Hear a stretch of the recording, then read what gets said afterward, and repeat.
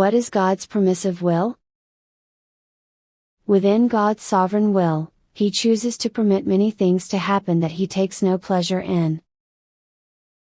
God's allowance of certain things, even sinful things, that indirectly accomplish His will is often called God's permissive will. In the beginning, God created a perfect world. Deuteronomy 32:4, as part of His perfect plan.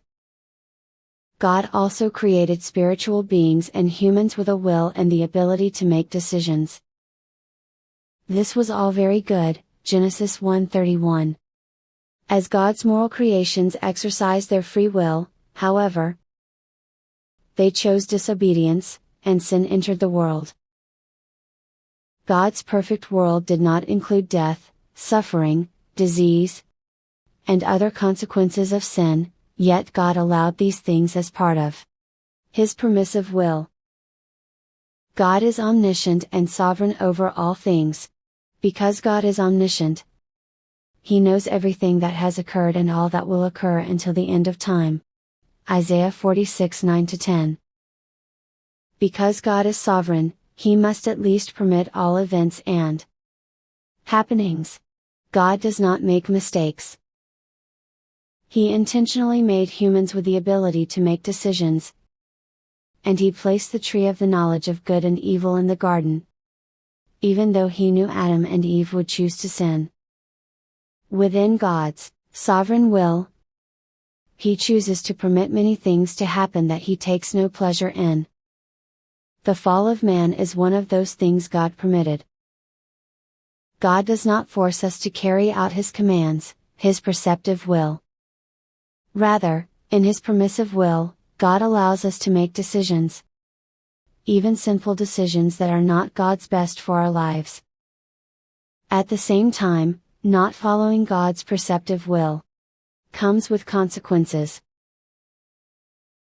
In 1 Samuel 8, the Israelites demanded Samuel give them a king.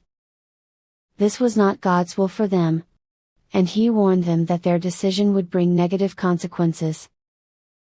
But the people refused to listen to Samuel. No.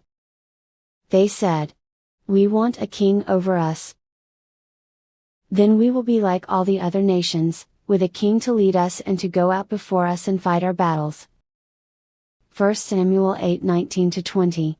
So, God, in His permissive will, allowed them to have what they demanded. He gave them a king like the other nations.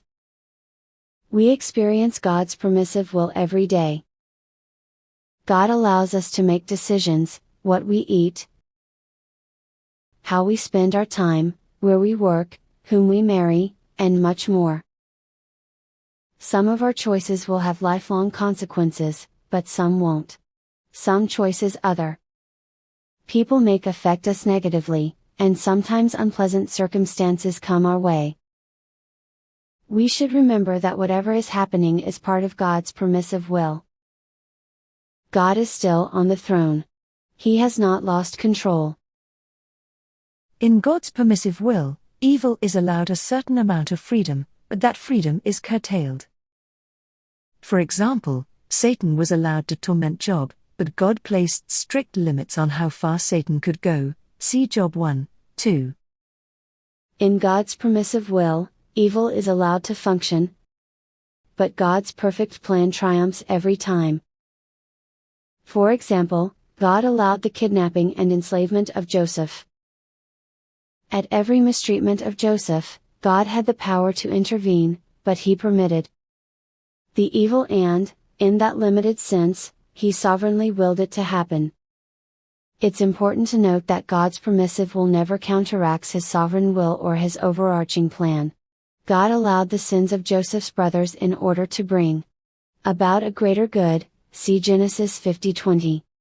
When Jesus was arrested, He told His enemies, "This is your hour, when darkness reigns," Luke 22:53.